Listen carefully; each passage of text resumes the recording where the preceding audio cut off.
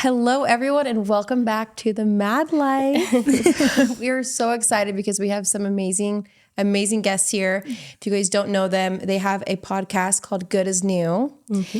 And do you just go by Jaa and Ry? Or yeah, whatever you want to call us. Yeah, it's a weird name, but yeah. No, I love it. Jaa and Ry. Fun. Yeah.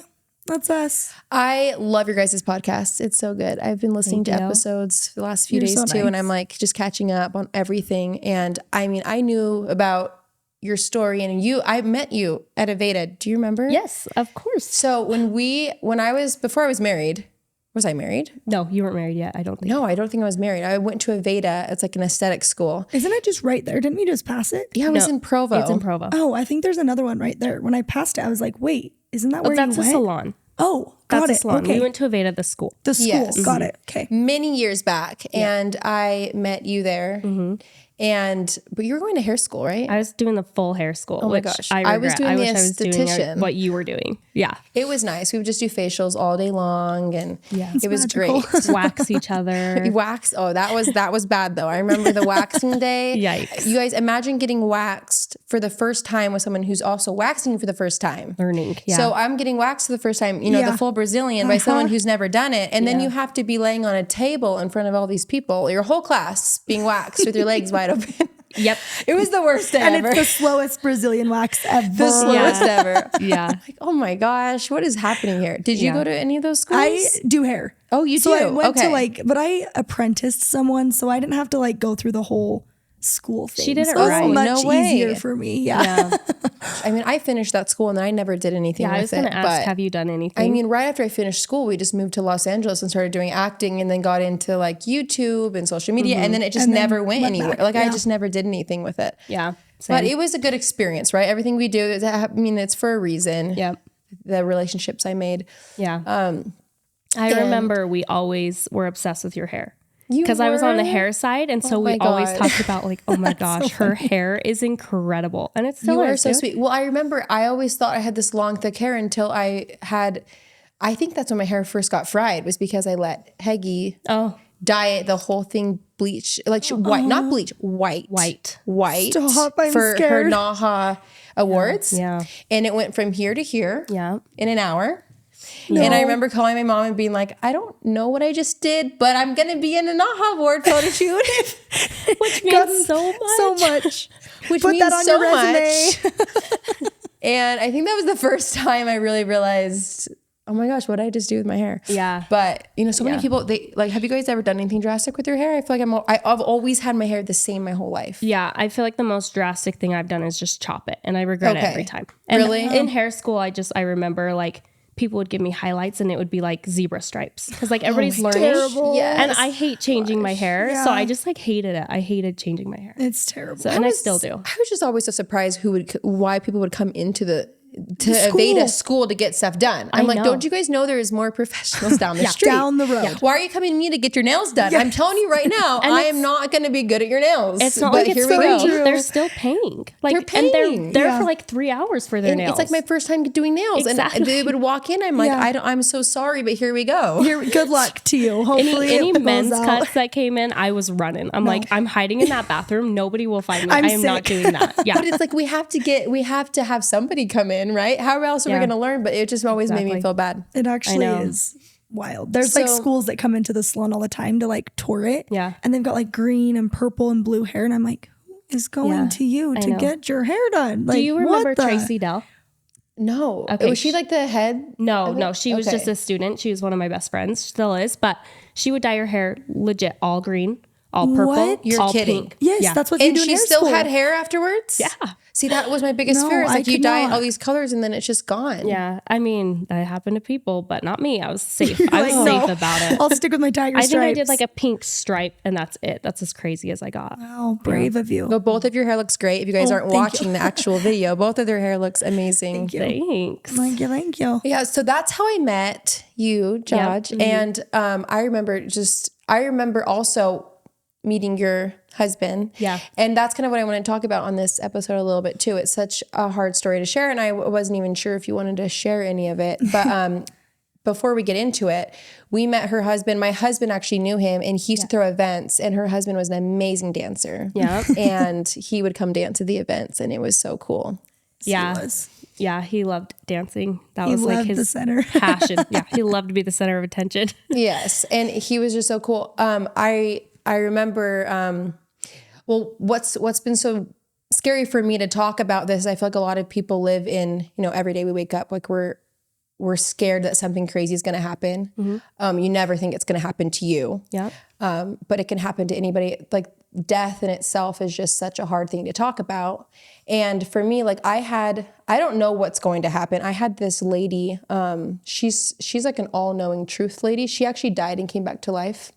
Oh. And when she came back to life, she was able to see truths in people. She can tell when somebody's going to pass away. She can tell what's going to happen.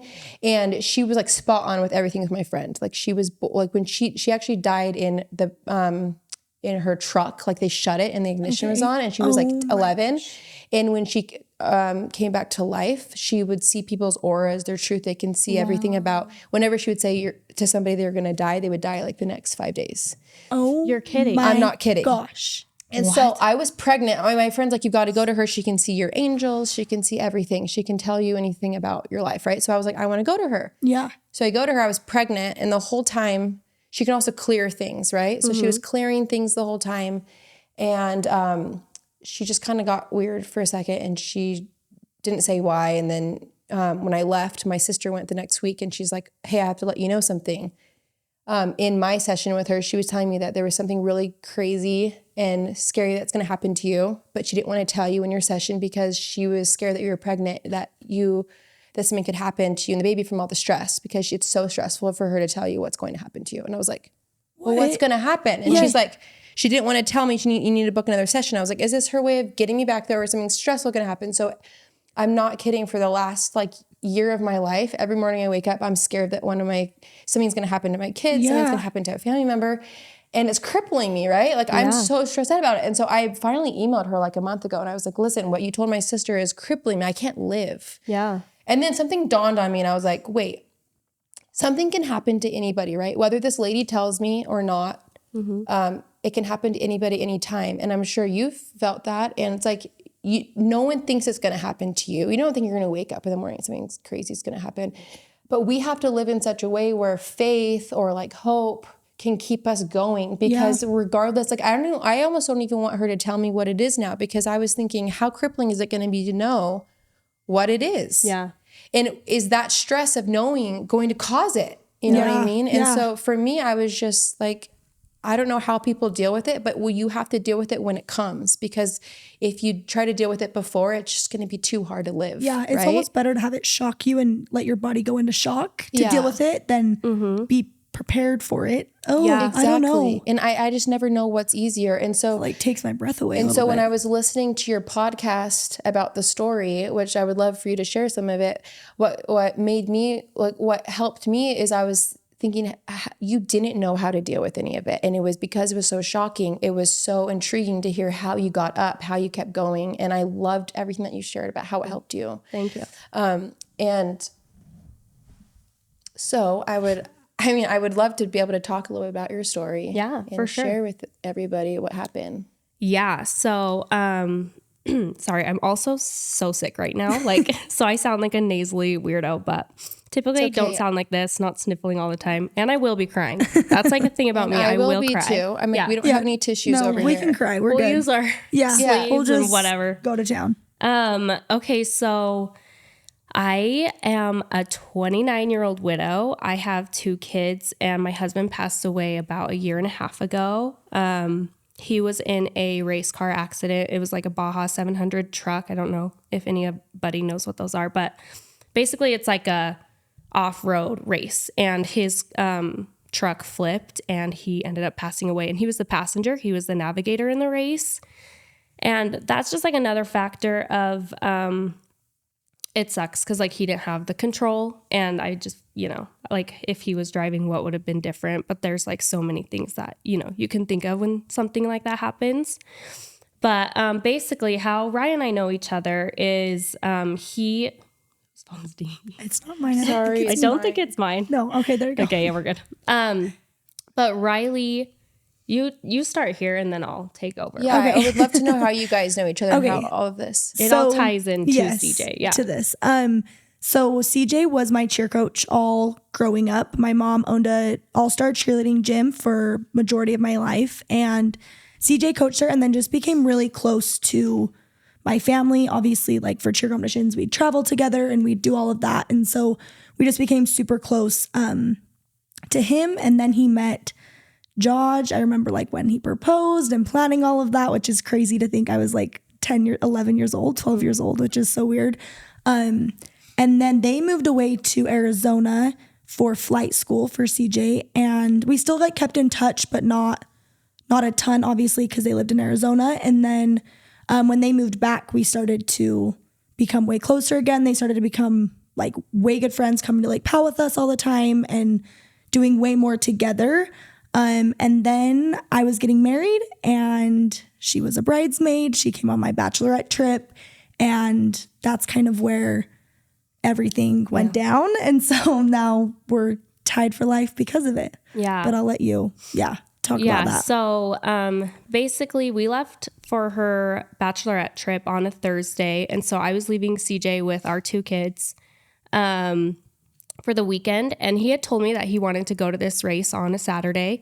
And I was like, okay, just like have the kids taken care of, like whatever. He was like such a person who would take any opportunity and just run with it. Like he had never done one of these before, never been a navigator in a race, like didn't even know. Like Adrenaline really, junkie. Yeah. Like he doesn't do any race stuff? Never. This was his first ever. Yeah.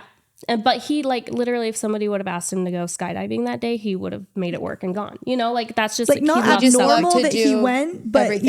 yeah, love to do everything. Yeah. So basically Saturday came around and I didn't know if he for sure got a babysitter for the kids. So I didn't know if he was going.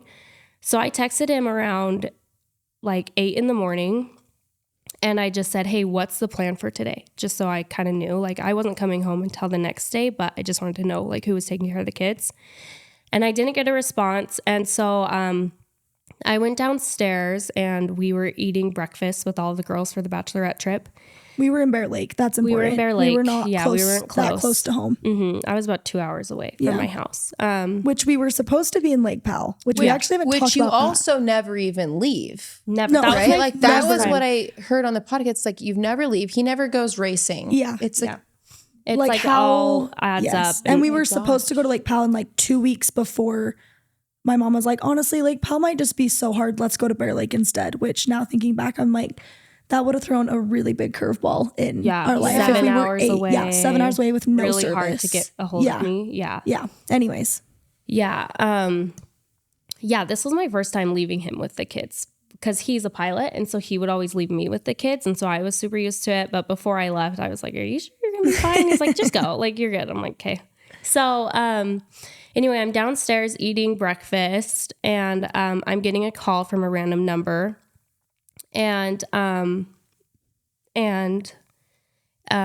answered it and it was a guy and he was like, are you Janessa Glover? And I'm like, yeah. And he could hear all the noise in the back, all the girls. And so he was like, you sound like you're someplace like busy. Do you mind going somewhere quieter? And I was like, okay, like kind of weird, but sure. Whatever you say. I really was not thinking anything of it. And so I just went and sat on the stairs where I could still like kind of be in the room with the girls, but I was in a quieter place where I could hear him.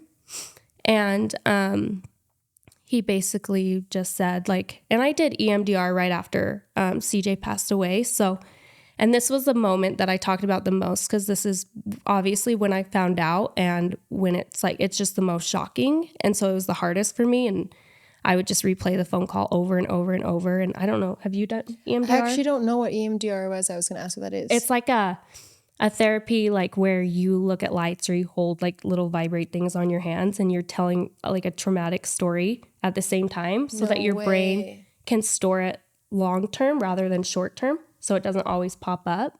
Wow. It's incredible because when something traumatic happens to you, it is heavy on your mind. It is the only thing you think about. And now like I only think about this experience in like a long term and not as emotional when I talk about it, and it doesn't come up every minute of every day like it was. So that's so incredible that can happen. Yeah. And it kind of from therapy, sadly, like, I don't know if it's sad, but it makes you forget a lot of the big details. So like, I don't remember specifically what he said, like, cause I know he said a lot, and also I was in shock, you know, but I just remember him saying, your husband, CJ, has been in an accident. So then it clicked for me. I'm like, he did go to the race.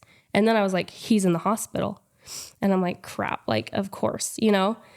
And I was like, okay, well, is he okay? And, it's a police officer on the phone. And he said to me, he didn't make it. And that moment, I just, like, you just freeze up because you do not expect it. Like you were saying, like, we were so happy. Life was going so well. Like, we had plans for our future. We have 2 kids. And so I, like, hearing those words, it's like unbelievable. So I was like, are you sure? Like, is this for real? And he was like, yeah, this is for real. I'm sure. And like, you almost can't even actually believe. No, like, I wasn't crying in that moment, and I'm not crying now because like, it's like so unbelievable. Like, you do not expect that to happen to you, especially at my age, and like who he was as a person. He did so many dangerous things and always came out on top, you know? So like, this can't be happening Superman. For real. Like, there's no way. Yeah. And so I went upstairs to a separate room. And I think that's what kind of when I started crying, because like reality was hitting, and I was like, oh no, like like, he's my best friend. Like, what am I going to do? Like your spouse is somebody you chose to spend your life with and have kids with. And now he's gone. And like, the last time I saw him was the last time I saw him. And it just is the weirdest feeling. And then you start stressing about my kids. Like, that was the biggest thing for me, was like thinking of my kids without their dad forever. And he was such a good dad, and, you know, loved them so much. And so it was like, just reality was setting when I was in that room. But this guy on the phone is asking me so many questions, and I'm just like asking him, is this real? And I just kept asking that over and over again. And then Riley actually ran up into the room to grab something and saw me. And you could take it away right now. I ran up to actually get towels. Not that we had forgotten about her, but there was so much going on, and we were trying to leave, and I was like, oh my gosh, we were going boating, and I was like, we don't have towels. And so I ran upstairs to the laundry room, and she was just sitting on her knees facing a mirror on the phone, and like, there was like nothing, no motion. And I was like, are you ready to go? Like, I didn't really know what was going on. And she's like, I need to go home. And I was like, okay. And I could kind of tell she was like starting to panic.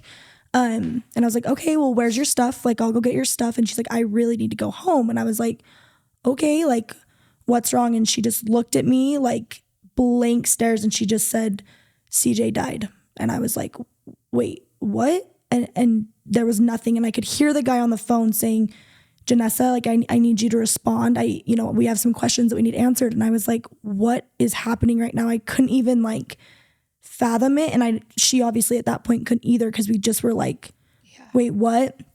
And so I ran downstairs, and my mom was there, and I was like, Mom, like, you need to come up here right now. And when we got up there, I just remember like falling on the ground and just like hugging her and holding her, because it's like, what do you do in that moment? Right? Yeah. Like, and the guy is still on the phone, like, we need information, like, we need to know what's going on. You can't even give information at that point. No, and she couldn't I didn't even know my name at that point. Yeah, you're just like, or you just feel like you're like floating, right? Floating. I was in a different dimension. Like, I just was like there. That's all. Like, just my body was there, but everything else was everywhere else. Like, running around you. I remember the thought that kept coming to my mind was like, oh no, like, I'm going to have to go live with my mom. Which I love my mom, but I'm sure there's like so many things, because it's like, how, like, you don't even know what you are anymore. Like, is your house still even job, there? Where you're going to live? What are your kids going to do? No, exactly. Like, so just all of it. Like, I couldn't even imagine. Yeah. It really, you just have so many thoughts, but also at the same time, like, no thoughts. Like, you're just floating, like you said. But yeah, from there, I was 2 hours away. So we made arrangements for my brothers to come meet me and pick me up so that Emily could get back to her mom, could get back to Bear Lake to the bachelorette thing. And so they dropped me off. My brothers grabbed me, and I just like, I remember just hugging them when they picked me up and getting in their car. And it's just like, it's like the weirdest because I wanted to go home, but I did not want to go home. You know, I wanted to go see my kids, but also like it just felt so real to get home to where we live together. It's like the reality hits when you start seeing them in their face, and how are you going to tell them? Yeah, exactly. How are you going to tell them? And luckily they're so young. Like Charlie was 5, Stevie was 2. And so like Charlie right now thinks it's kind of cool. Like he's like, my dad's a superhero in heaven. And I'm just like, sick. So awesome. So fun. But it like their perspective has actually really saved me. But like Stevie was so little, you know, so, and like I said, he was a pilot, so he traveled a lot. So I was doing a lot of, you know, like putting them to bed most of the time and all that stuff. So that for sure is a huge blessing because they weren't always asking for him. And you were used to sleeping alone, which I feel like saved you. Like you were able to sleep that first night all the way. Yeah.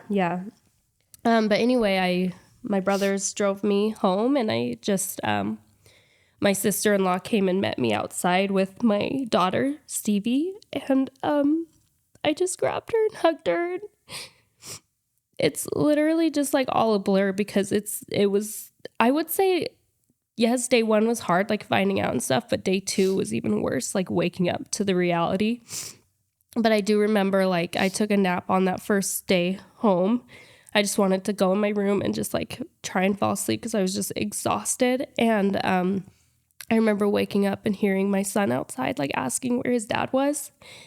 And then I like remembered like everything that was happening because, you know, you wake up from a nap and you're just like in a different dimension, you know, you're just like, what year is it? And I'm sure you kind of want to not believe it's real in a sense. Mm-hmm, exactly. Like you hope it's not when you wake up, and it was. And so, yeah, I just like that day was hell, but the next day was a worse hell. Like just like everybody coming over, everybody like walking circles around me, talking to me, trying to plan a freaking funeral.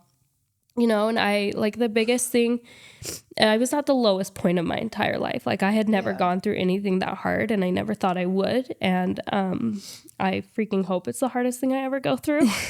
Oh yeah, you better just be up Easy from ride here. from Like here. that. Like that was your trial. Like I hope so, but I was bound and determined that like me and the kids were gonna go. Like I was planning it like that day. I remember you talking about that in your podcast, and I got so emotional because I was thinking like to be at that level. Yeah. Where you're like, no, we're going to. Like what is a world without him? I literally was like, I do not want to be here, and I don't want to do this without him because you marry and you have kids with that person, and to do it alone, it's like, no, I did not sign up for that. And like he was my best friend. He was everything. I planned my whole world around him, you know? And so to have that gone, I was like, we're going, you know, like we don't need to be here. We will be so much happier. So I just remember like begging my mom to just let me take him and go. And I think about that, and it makes me sick because like where we're at now, we are so happy, you know, and it's only been 1.5 years, but like we have a full life and we are like thriving, like you your know? babies have a full life, and like you as their mom like has so much worth too. Like even though their dad is everything to them and will always still be there with all the full worth, like imagine how amazing it is for them to see how, oh my gosh, my mom went through the hardest thing ever, and look at her. Like that is like the biggest example in itself. Yeah, I know. I'm hoping like a lot of people say like this trial will make you and your kids so close forever, and I hope that is a real thing because, like, yeah, we have been through hell together, the 3 of us. And so I'm just like, we need to stick together. And these kids are going to be so strong and understanding and resilient throughout their whole lives because of what they have been through. And yeah, they literally saved me, you know, like I was a zombie for like 3 months. I did not leave my house. And I had people coming and helping take care of my kids and stuff because I just could not function. I was just like sitting there. I remember just like sitting outside because it was August when he passed away. I would literally just sit outside on a lawn chair just all day, just like with her sunglasses on. My sunglasses on, my kids like running around, everybody coming in and out with food and, you know, taking care of us. And I just like sat there and grieved for legit 3 months. That's all I did. And but the only reason I was able to get out of bed every morning was because of my 2 kids because I wanted to see them, you know? And so they legit saved my life, and they still do every single day. Like, they're just the biggest blessings. But yeah, for those 3 months, I could not have gone through it, or I think it's so amazing that everybody came together to help you. exactly, without the people, like the community that I had, like they literally carried us. It was so cool to watch. Like, people were at your house every single day, right? Helping Every day, your kids all day. My friends care would of work them. from my house. Like, friends that worked from home, they would bring their laptops, their computers, their whole setup, and work at my house and just be there, because that is all I needed. I did not want to be alone. Like, and it was really hard to have families come over, like people that we hung out with that had kids our same age. It was hard when they would come and then they would all leave together, just like knowing, like a little triggering, that they're leaving as a family. Yeah. Like, their life gets to go back to normal, but this is my reality. Yeah. So people being with me 24/7 for those, like, I think it was like 2 months that like people legit like slept over and didn't ever stayed. leave. It saved me. Like, just like the community and the random acts of kindness that people would do, the random texts I would get or things sent to my house, just like they lift your spirits a little bit in like the darkest time of your life, you know? So when you don't think you can go on anymore, it's like every hour there's something to keep you going. And just somehow a little bit. I am. And then somehow it's another day. And somehow it's a year and a half later and I'm a functioning adult. Human. Sometimes. Yeah. I feel like those 2 to 3 months too, like, it doesn't end after the funeral, right? There's so many things that still have to be done. And, you know, people are asking you questions. People are calling you, you know what I mean? Like, important questions and life questions. And what's the password to this and the code to this, that being alone is hard, really hard. So I feel like that was a big thing. And it's probably so hard to answer those. Like, if I was dealing with that, like, I feel like there would be a part of me that just shuts off, which I feel like you kind of, I would be like, stop asking me questions. I can't do this. Like, I can't mentally even talk If anybody asked me, like, what do you want for lunch? I would literally just stare in their face. Like, do you think I can make a decision right now? For what you want to eat? Yeah. It's almost like they needed to feed you, right? Yeah. So I'm just like, just decide. I don't know. I cannot add another like decision onto my life. And I still kind of get like that. Like, sometimes it's so overwhelming because I am everything now, you know, like I'm the mom, I'm the dad, I'm the provider, I'm everything. And so if I have to decide where we're eating, I just want to freak out. Yeah. Like, don't ask me that question. Yeah. Do you ever has it felt like you need to take on the role of that he had, or are you letting it just be what it is and just letting your kids know that like you're just doing the best you can as the mom? Or do you feel like this overwhelming, like, oh my gosh, I have to be all of it? It's both for sure. But mainly I am just kind of letting it be what it is. Like, my son, Charlie, he is like my little like obsessed with me. And he is just always on my side. And I have a nanny and I have babysitters. And he, the other day to me, he was like, I don't want a babysitter. He's like, I want you or I want dad. And I'm like, okay, buddy. I'm like, you know, daddy is in heaven, so he cannot help me here. Yeah. I'm like, this is why we have babysitters. So I let them know, like, we are helping each other.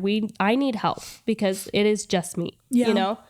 So, isn't it so cool that our kids can help us almost as much as we're helping them? It's like God sent these little angels, even though it's like the hardest thing ever you had to deal with. It's like, how cool is it that you have these 2 little angels to help you get through it? Yeah, no, absolutely. I could not have gone through it without them, you know, like they're just my best friends and the best. When my husband's dad passed away, my girls have such a sweet relationship with his dad.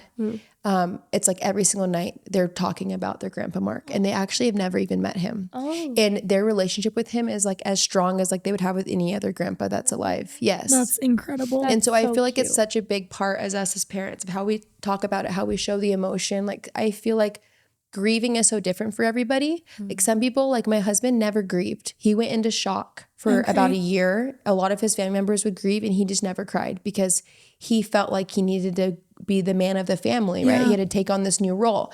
And sometimes that's too much to take on. It's too much for you to feel like you have to take on the role of him or whatever, and just to accept it and grieve. That's huge for your kids to see. Oh, absolutely. You know, because they can learn so much about emotions through what you're going through. Yeah. And what's crazy about it is it's never the end. It's kind of what you're saying. Like, this is going to be something that's going to be in and out forever. There could be a time in their 20s where that's the part when they're grieving the most. They might come to you one day and be like, oh my gosh, dad's gone, you know? And that's like going to have to open it's everything. going to be reopen everything, and then you're going to talk about new things, and you'll probably learn things from that time in 10 years. And it's just going to be like that always, right? Yeah, it is such a thing that like ebbs and flows, you know, like I can be perfectly happy, like thriving. And then the next day I am so sad and just like throwing me like a pity me party, because I'm like, I still always think like, why did this have to happen to me? Like I'm loving the person I'm growing into because of this trial. Like I'm way more understanding, and I love my people, my circle more than ever. And I'm just grateful for everything. But I'm just like, but why me? You know, why these kids? Like, it's hard. And yeah, I was really grateful that they were so young when he passed away, because I was able to grieve for myself. And I didn't have to really, I mean, I was grieving a lot for them at first. I was like, life is not going to be good for them. Like they just have no dad. And just everybody stepping up and life going on, I have learned that that's not true. They are going to be okay. And, you know, but I'm like really nervous for when they're older and reality kind of sets in and hits, and I don't know what my life is going to look like. I'm hoping they have, you know, a dad that stepped in and everything. But right now, it's scary to like think of all the things that we're going to have to hit on, you know, with them. I think sometimes we can stress so much about what our kids are going to feel like, but I think like they are their own individuals too. And sometimes I forget like their own souls were ready for everything, right? Like they're an infinite soul just like us.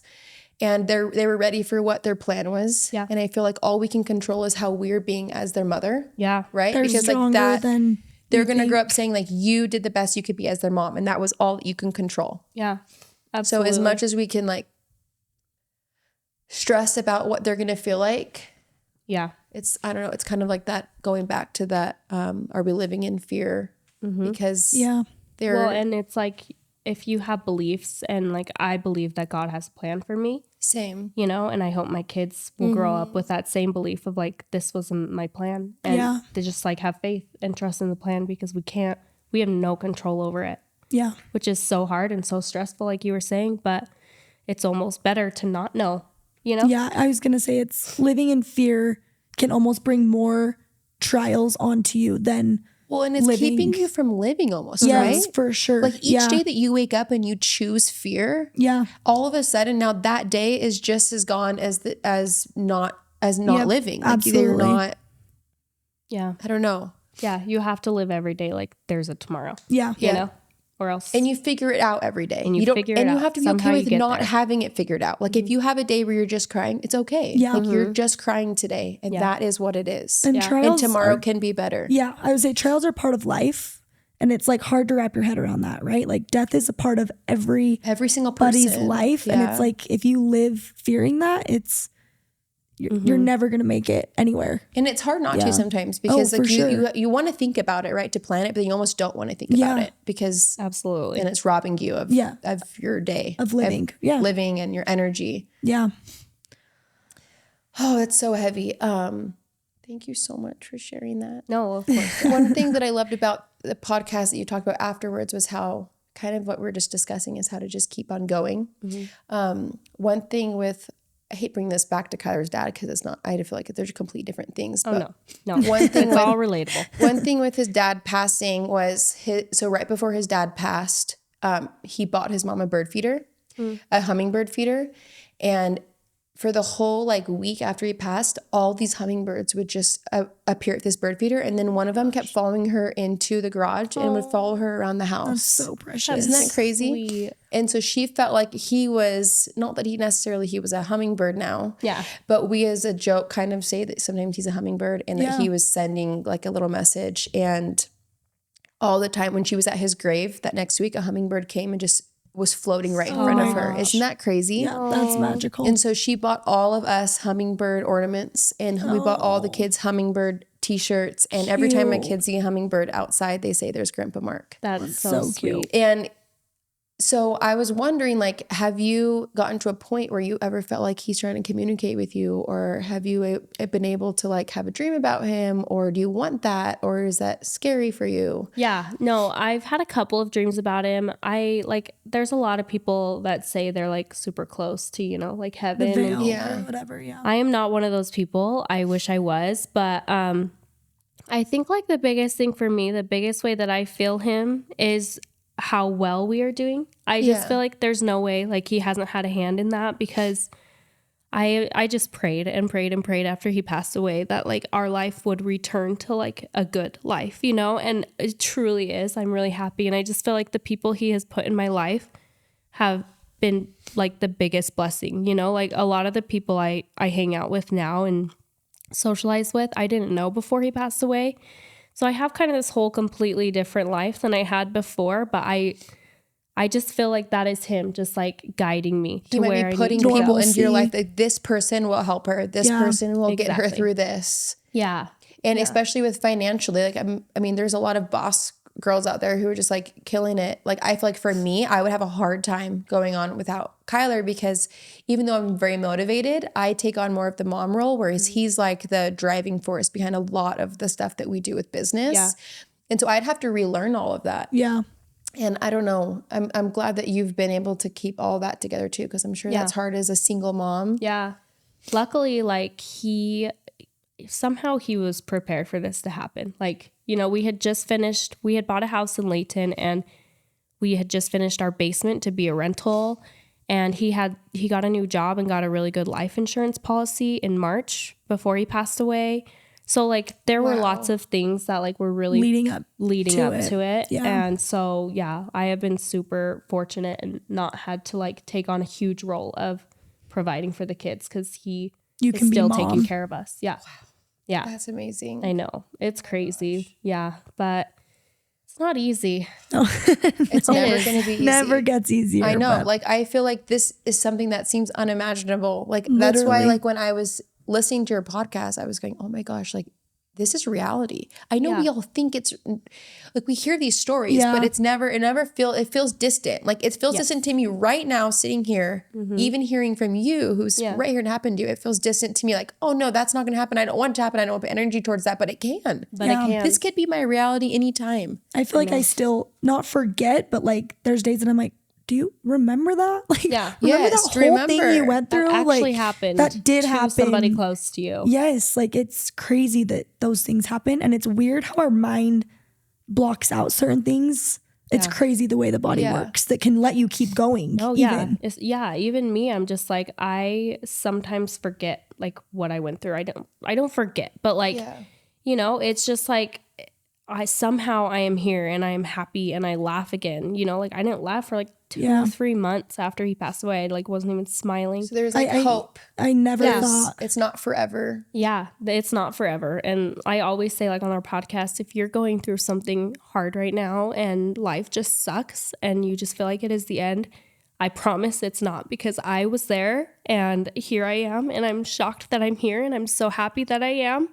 But yeah, life goes on. Just take another step, you know, go take a nap, go eat a good meal, Go you to know, Dutch like, Bros. I Go don't do know, something. just do one little thing to get you to the next step and suddenly you're going to be out of it. And also I think it's important to be the one that can be the community. Yeah. So if it's not happening to you, it could be happening to someone around you. Like how amazing was it that each person that came over to you, that was like, it probably felt like an angel, like Christ helping you, you know? And so for me, like I want to be that for people as well. And if it's not happening to me right now, it could be happening to somebody around me. So I think staying in tune to like your community and your friends. Absolutely. Being there, like, yeah. That is so incredible. Yeah. I mean, not incredible, but incredible that you overcame that. Yes. I mean, No. And like what we were talking about earlier, like it sucks that it happened, but I'm glad that I have like a voice now that hopefully reaches out to somebody, you know, that maybe is going through something similar, completely different, but can like resonate with what I'm saying, because then it matters, you know, like it's all working. I don't know. Like I just want to be able to help other people, because when he passed away, I didn't have any like podcasts that had a husband pass away when they were 29 and they had 2 kids. Like I had nothing to relate to.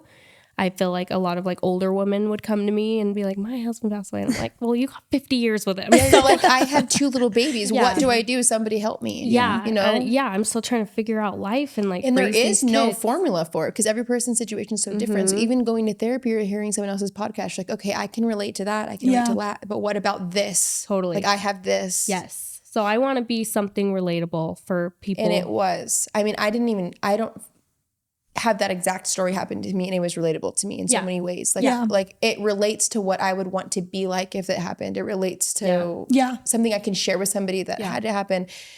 So It feels validating to have someone else be going through something hard, because sometimes it feels like, especially with social media and stuff, that the world is just perfect. Except for you. You know what I mean? Like, totally. And I bet that was hard as a best friend too, like to be going through your marriage and being like, oh my gosh, like my best friend just lost her husband and now I'm getting married. And I don't know how that would look, because I felt like that a little bit with my sister's baby. Like we both got pregnant together and I'm about to give birth and her baby's almost dying in the hospital. And I'm like, oh my gosh, how can I celebrate my baby coming home when her baby's almost didn't even make it last week, you know? Yeah. Was that hard? Yeah, it was hard. And it was one of those things where I'd always pictured them at my wedding. And that was the hardest thing for me to get wrap my head around. And I don't know why, like why that stuck with me so much, but like the fact that he wasn't there, like it did not make sense in my head. And I think that was the hardest thing for me, was just like trying to figure out why